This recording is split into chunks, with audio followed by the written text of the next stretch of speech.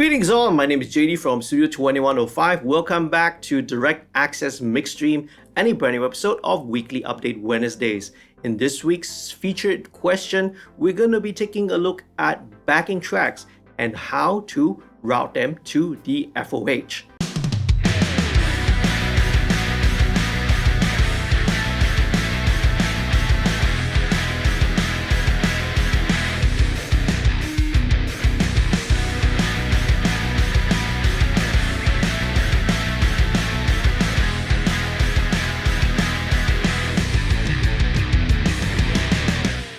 To all the new viewers, a warm welcome to you. If you're not yet a subscriber, please do click on the subscribe button as well as the notification bell so that you won't miss out on any of my brand new videos.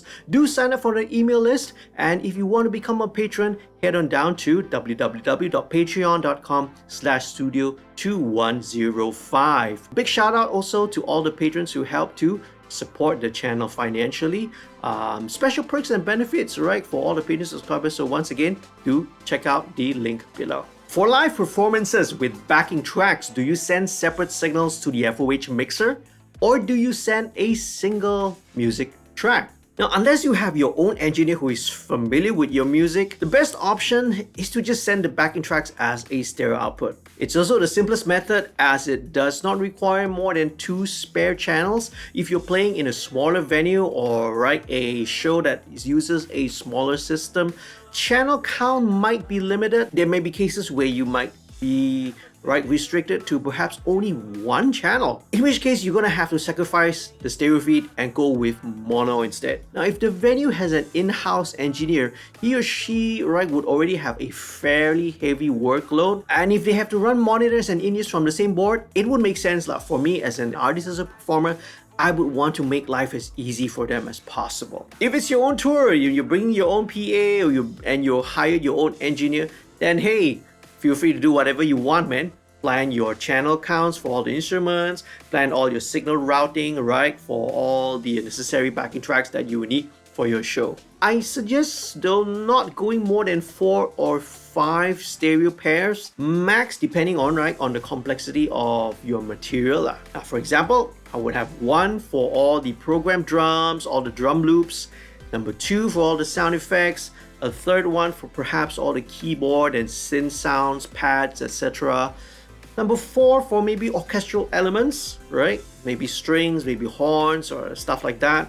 And the 5th one, maybe reserve it for backing vocals or vocal layers. Anything beyond that, and the trade-off between the ability to adjust the mix depending on your venue acoustics, and on the other hand, the increased complexity, in my opinion, it isn't worth it. I would not go crazy and start sending 16 channels, 24 channels of audio, because truth be told, you're gonna hit a point of diminishing returns. The more complicated your setup, the higher the chance that something can and will go wrong. A good middle ground is to have all the various stem mixes.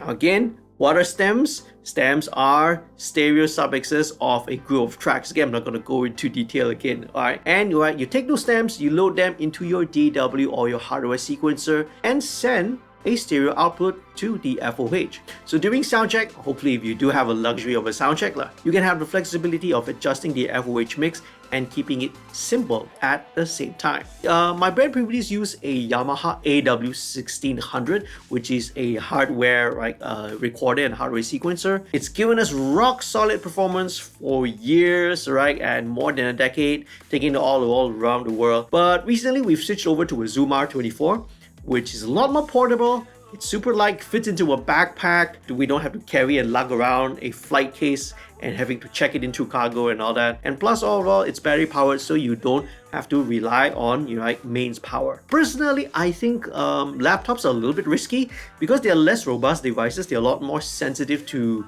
voltage fluctuations, vibrations coming out from the stage. I've personally experienced glitches when we use the DAW on a laptop. But I digress, a little sidetrack into the pros and cons of using a hardware sequencer and laptop. Whichever way works for you.